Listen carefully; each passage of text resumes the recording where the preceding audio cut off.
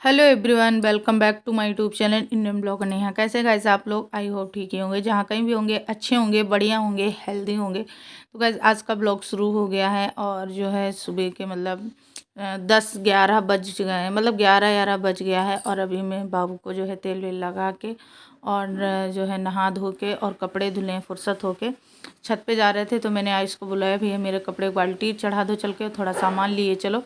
तो हम ऊपर जा रहे थे, कपड़े फैलाना था। तो ये देखो बाबू को लिए थे तो नाक में मेरे काजल लग गया है। जब मैं एडिटिंग कर रही तब मैंने देखा। और धूप आज बहुत अच्छी काफ़ी तेज़ थी, और लेकिन उससे भी कई गुना ज़्यादा तेज़ हवा थी, बिल्कुल रुकने वाला नहीं था छत पे। तो मैंने कहा कपड़े फैला देते हैं। फिर मैंने नीचे इसको भेजा, एक पैकेट चिमटी और मंगाई, क्योंकि कपड़े बार बार गिर रहे थे, बार बार डाल रहे थे। और थोड़ी चिमटी थी यहाँ पर, और बच्चे के छोटे छोटे कपड़े होते हैं तो वो और जल्दी गिर जाते हैं। तो सारे कपड़े मैंने धुले, पानी गर्म कर लिया था, गर्म पानी से धुलते हैं तो ज़्यादा सर्दी वर्दी वाला मतलब नहीं रहता है।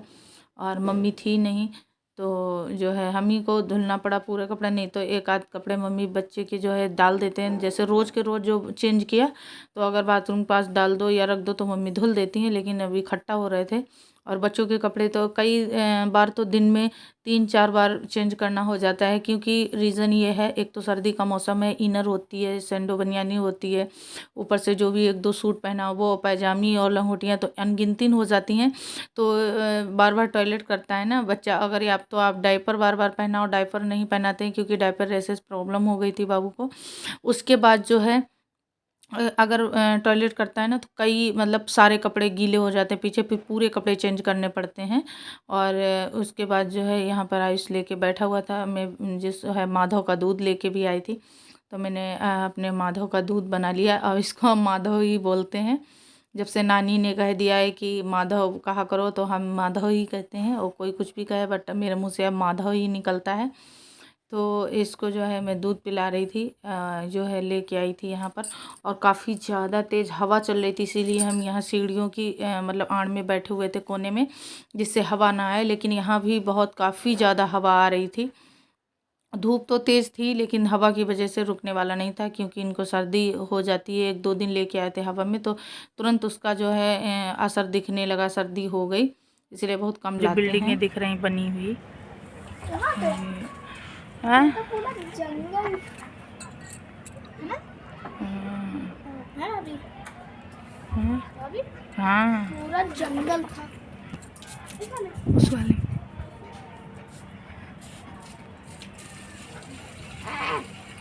मटर का साग है, नमक के साथ खाने।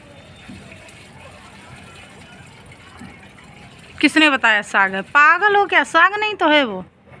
साग पतली भी उसका होता है, वो मेथी जैसी है बिल्कुल।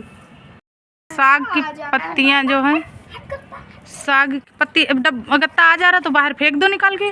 वही फेंक दिया।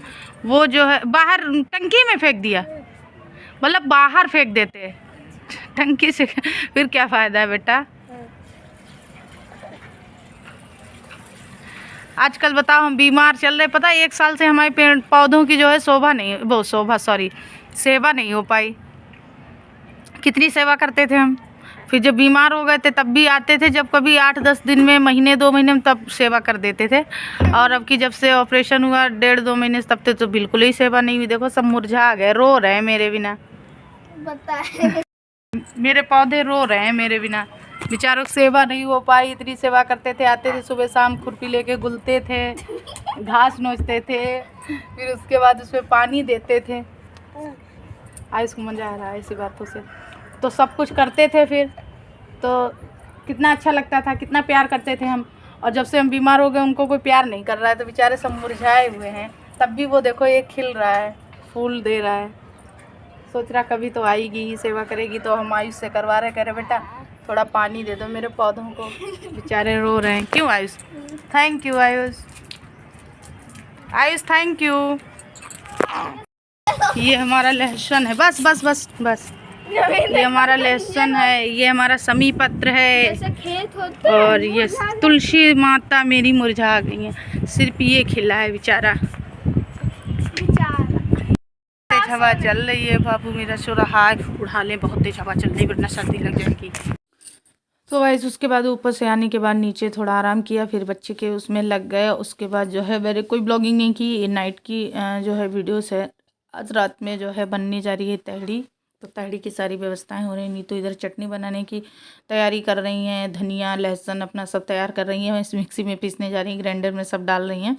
और इधर हम तहड़ी छौंक रहे हैं, तो तहड़ी की सारी तैयारी हो गई। चावल वगैरह धुले रखे हैं, आलू मटर सब कुछ तैयार रखा है, मसाले वगैरह सब निकाले, टमाटर प्याज सब कट गया है।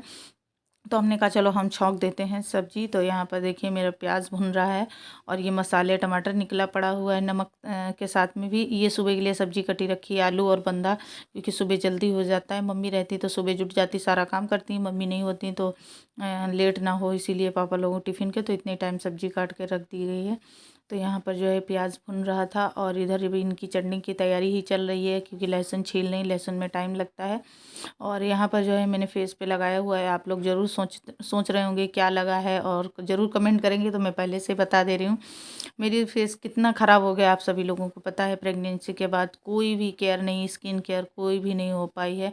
पूरा साल भर हो गया जब से सौरभ की शादी हुई, फरवरी से लेके लौट फरवरी आ गई, मेरी कोई भी शरीर की कोई भी मतलब वो ने केयर नहीं हुई है पूरा। तो मेरे फेस पे बहुत सारे दाग धब्बे भी हो गए हैं और झाइयों जैसे, झुर्रियों जैसे निशान भी आ गए हैं। और प्रेगनेंसी में किसी किसी को झाइयाँ पड़ जाती हैं, वो प्रॉब्लम भी मेरी हो गई है। श्रुति के टाइम पे नहीं हुई थी, लेकिन इसके माधव के टाइम पे ये हो गया है।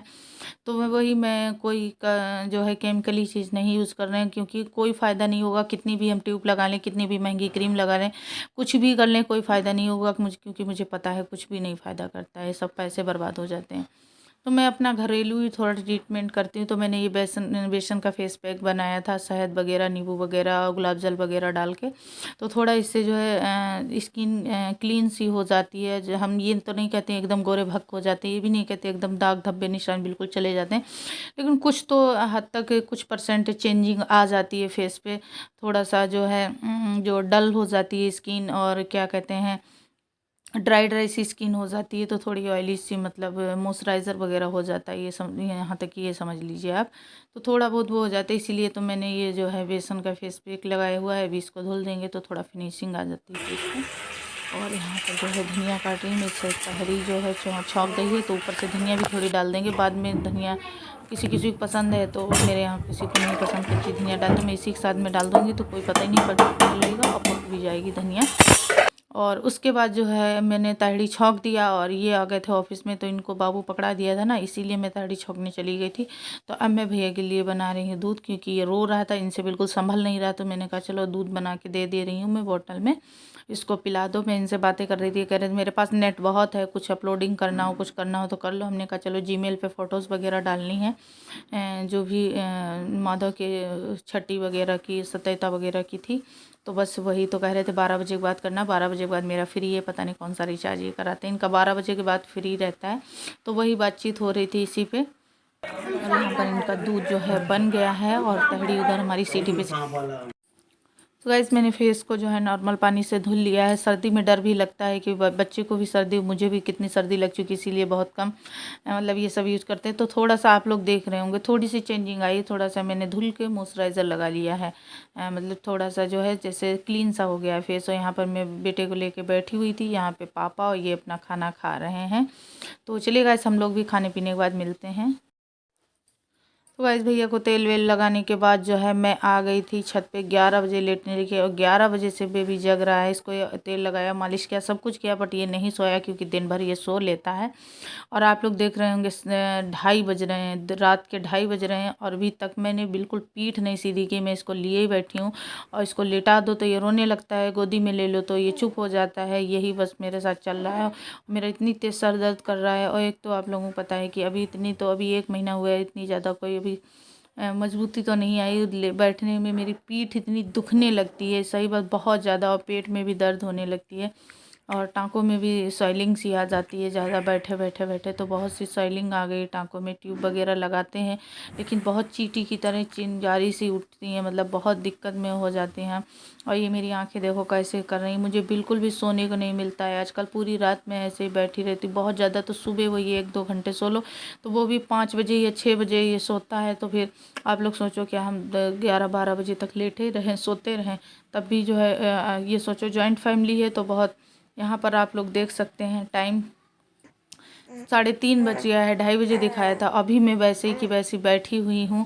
तो ये बोल रही थी यहाँ जॉइंट फैमिली है तो थोड़ा सपोर्ट मिल जाता है, तो सुबह देर तक लेटे रहते हैं, वरना अगर सिंगल होते ना तो फिर वो भी सुबह उठ के इनका टिफ़िन वगैरह सब कुछ वगैरह करना पड़ता, तो कैसे मैनेज होता है। यही एक अपनी जो है जॉइंट फैमिली की आराम होता है, वरना बहुत ज़्यादा दिक्कत हो जाती। तो मैं सुबह देर में उठती हूँ थोड़ा, क्योंकि ये सुबह 5 बजे 6 बजे सोता है, तो मैं 8 साढ़े 8 बजे उठती हूँ। 1-2 घंटे मुझे वही आराम मिल जाती, बट उठने का बिल्कुल भी मन नहीं करता है।